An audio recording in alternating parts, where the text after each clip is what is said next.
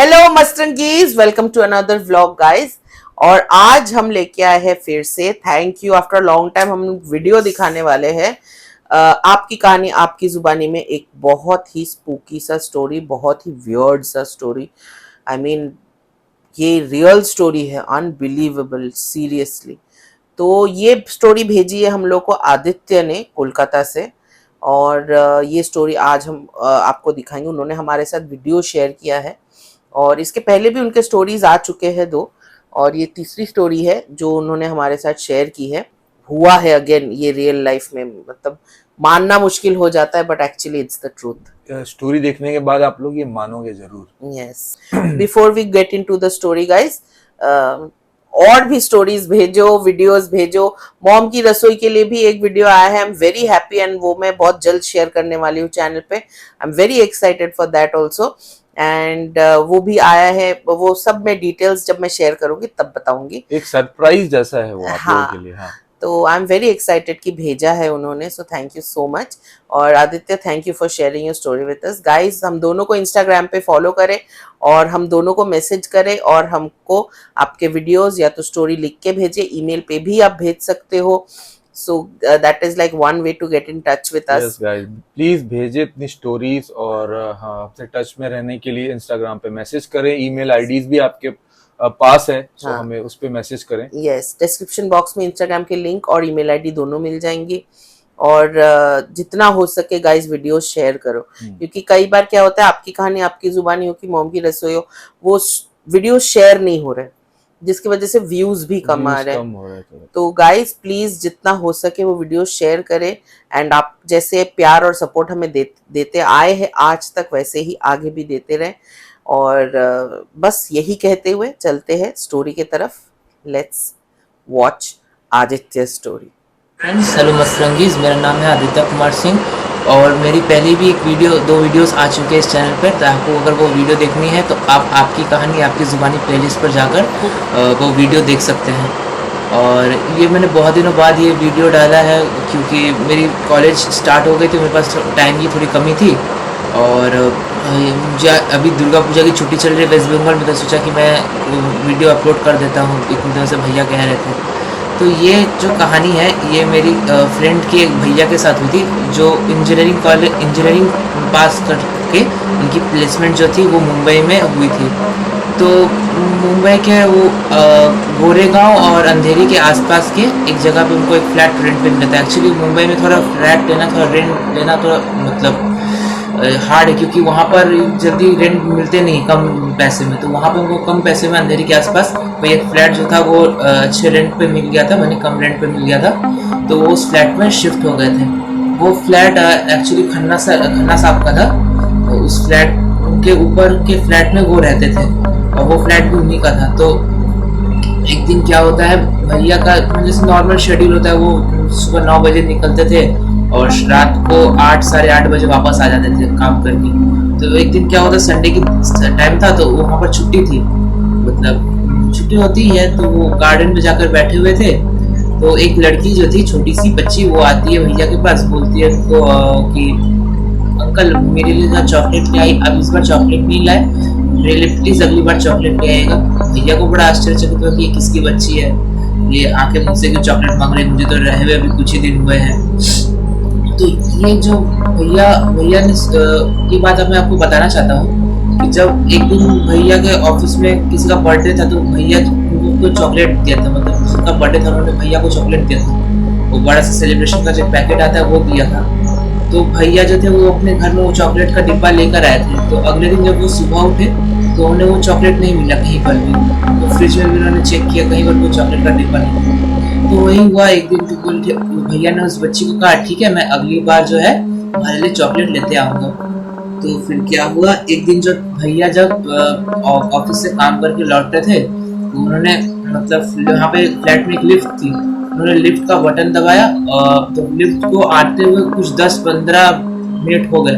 भैया परेशान हो गए, इतने देर से मैंने बटन दबाया, लिफ्ट आ ही नहीं रही है। फाइनली जब लिफ्ट नीचे आई, उस लिफ्ट में वही बच्ची थी जो भैया को उस टाइम गार्डन पे मिली थी। तो बच्ची कहती है कि आप मेरे लिए आज चॉकलेट लाए हो। तो भैया बोलते नहीं बेटा, आज मैं भूल गया, मैं चॉकलेट नहीं ला पाया, अगली बार जब आऊँ मैं तुम्हारे लिए पक्का चॉकलेट लेकर आऊँ। तो जब वो लिफ्ट ऊपर जा रही थी तो भैया ने उस बच्ची से पूछा कि बेटा तुम्हारा घर कहाँ पर, तुम्हारा फ्लैट नंबर कितना है? और बच्ची ने कहा मेरा फ्लैट नंबर है 604।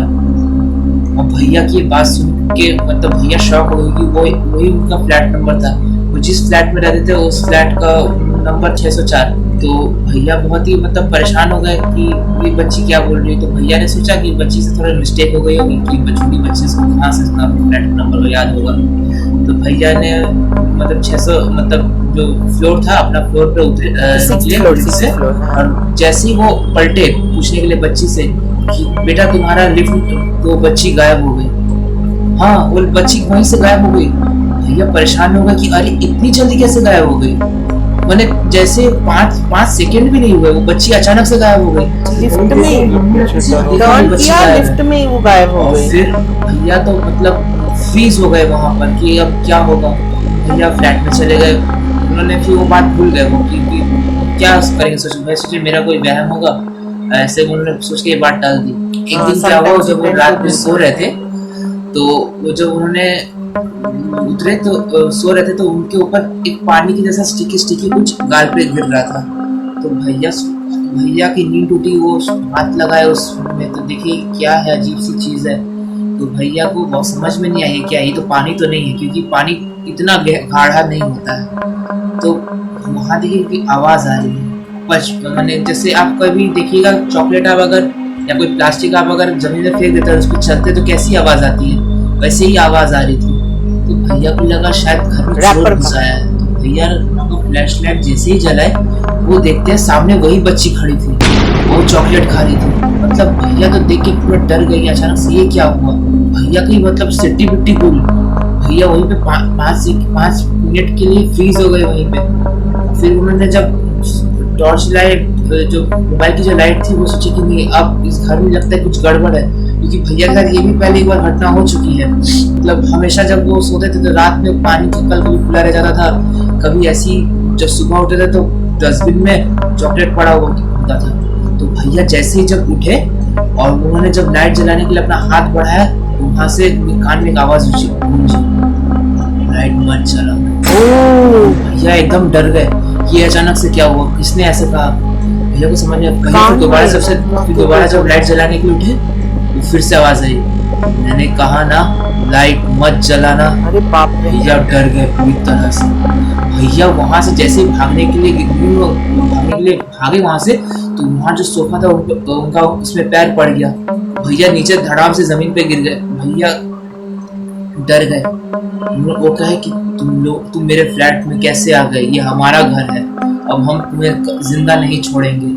भैया बहुत ही ज्यादा डर गए।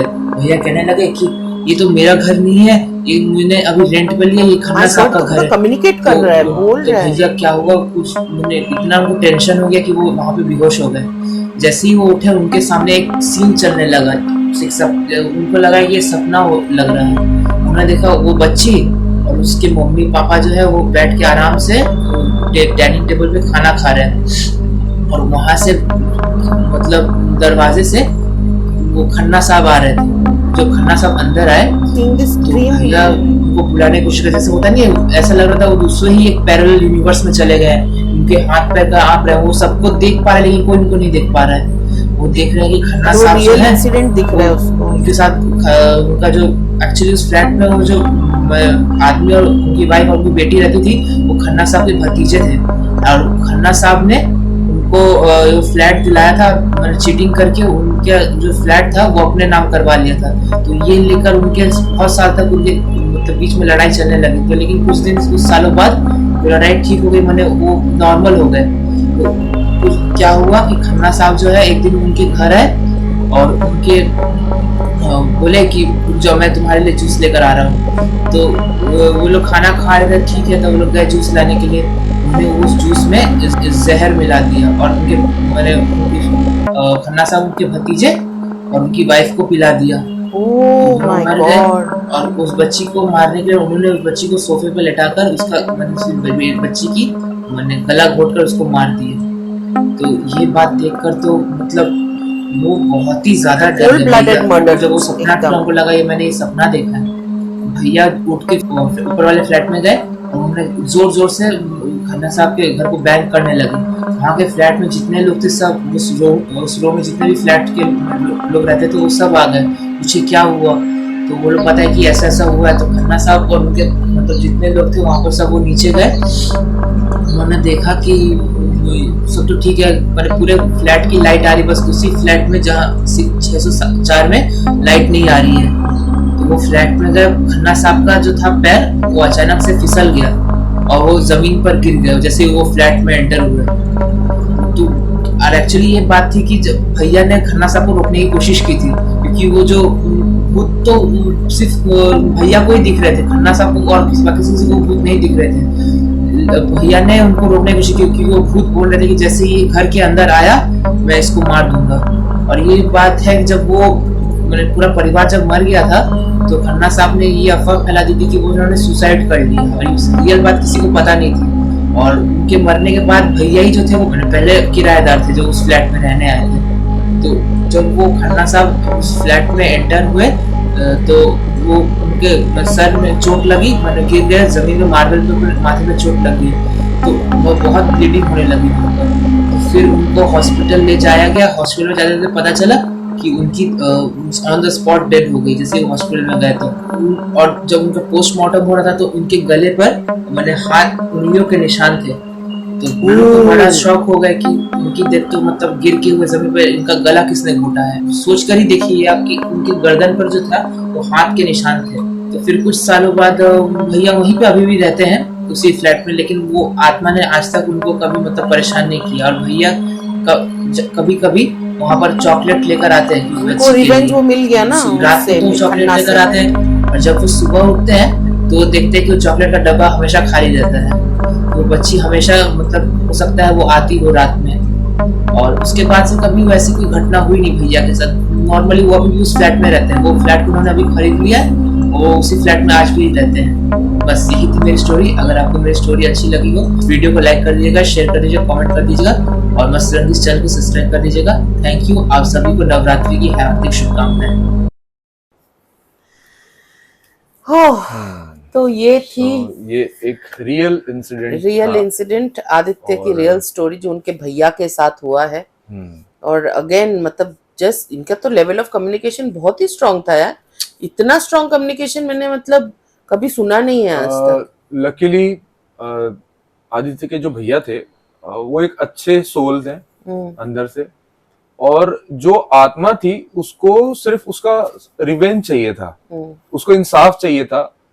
सो उसने आदित्य के भैया से कांटेक्ट किया और उनके थ्रू जो भी हुआ वो आप सबने सुना। सो ये लाइक जस्टिस था उस स्टोरी में, क्लियर जस्टिस था। उनको वही चाहिए था basically. They just wanted revenge कि मतलब हम लोग को तुमने मार दिया तो तुमको क्यों जिंदा छोड़े। तो वो टाइम पे रेंट लेने जो भी आया first he they communicated, they got hold of Khanna and they killed him. यही स्टोरी थी, बट लेवल ऑफ कम्युनिकेशन बहुत स्ट्रांग था। स्टोरी बहुत डरावनी थी, बहुत स्पूकी, बहुत डरावनी थी। ऐसे तो मैं कभी कोई घोस्ट के साथ में बात नहीं कर पाऊंगी, बाप रे। और अभी भी वो चॉकलेट खाती, मतलब she still there, the kid, her spirit is still there. Chocolate वाला बच्चा। सो एनीवेज गाइज, ये थी आज की स्टोरी। आई होप आप लोगों को आज का ब्लॉग अच्छा लगा हो। गाइज प्लीज वीडियो शेयर करें, लाइक भी करें और कमेंट भी करें। आपके ये बहुत अच्छी स्टोरी थी गाइज, सो प्लीज इसको शेयर कीजिए। ना भूलें आदित्य कम से कम 100 लोग। आदित्य के लिए होमवर्क है 100 पीपल अगेन। आप 100 लोगों को स्टोरी शेयर कीजिए। यस एब्सोल्युटली, शेयर करें स्टोरी, लाइक करें गाइज, एक बटन दबा दो, कितना टाइम लगता है। So please guys do share, like and comment. और अगर पहली बार हमारे चैनल पे आए हैं तो सब्सक्राइब करना ना भूलें। एंड बस that's about it for today guys. मिलते हैं अगले व्लॉग में। Till then bye.